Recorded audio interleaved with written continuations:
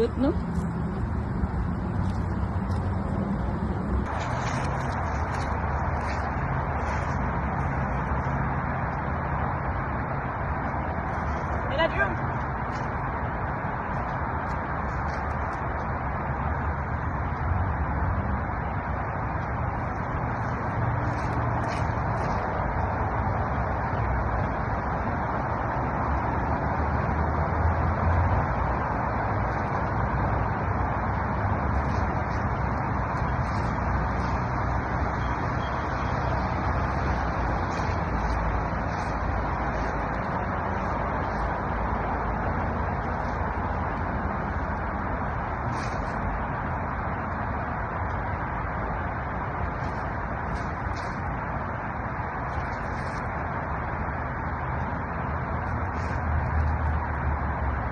Yeah.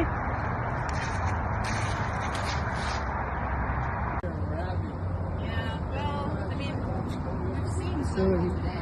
Yeah, I check. Alright. Things you can do about salmon.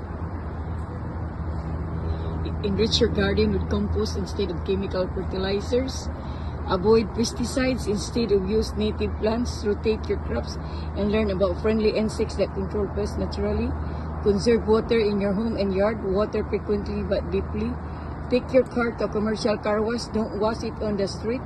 Recycle used motor oil and fix leak oils. Fix oil leaks. Dispose of pest waste properly and fence larger animals away from streams. Sweep your sidewalks and driveways instead of hosing them down. Plant a tree by the water body or anywhere else. Trees help control the slow runoff. That's good. Salmon life cycle. Yeah, this is from the Seattle Aquarium. That's the eggs. And then the, wow, until they become an adult. And then the map of this region is pre-colonization. Yeah, this is kind of cool because, well, it's a little bit sad. Yeah. Because this is the Cedar River. Yeah. And it used to come along here. But no. And then the Black River came out of Lake Washington and they went into the Duwamish and emptied here. Oh, And then that's what's what they did way back in like 1918, yeah. they dug through up here to make the ship channel, or to make the locks and the Yeah. channel. So that dropped the water level in Yeah. Lake Washington Yeah. by 9 feet Wow. all at once. And then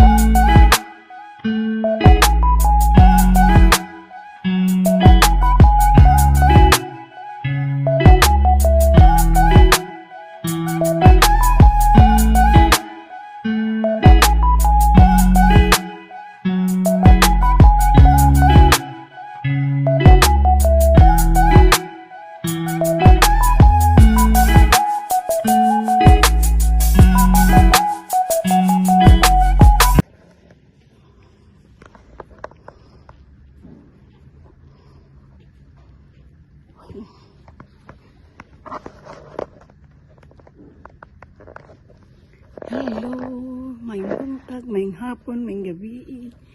Na ako rin sa library. Welcome to my channel. Bisaya, in Washington. Na meron sa library ni Andrew sa Renton Library. So, dili lang kayo maglangas kaya mga taon. Kuan ka na nag-study. So, welcome to my channel. Magtabi taron diri ang yan tantod og dako.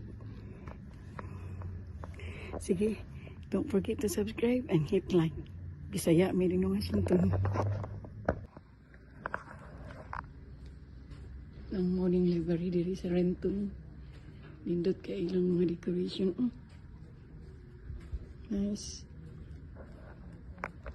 Ang ilang library, it's in the river. Meron, ang river.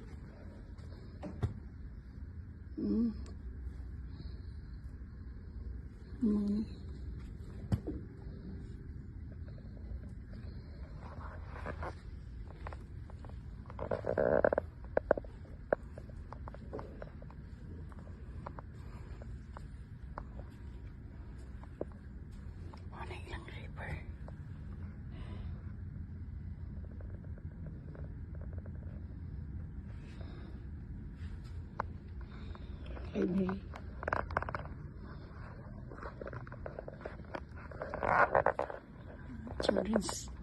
Children's books, audio books, and this one here. Kung magduwa ang mga bata na dali.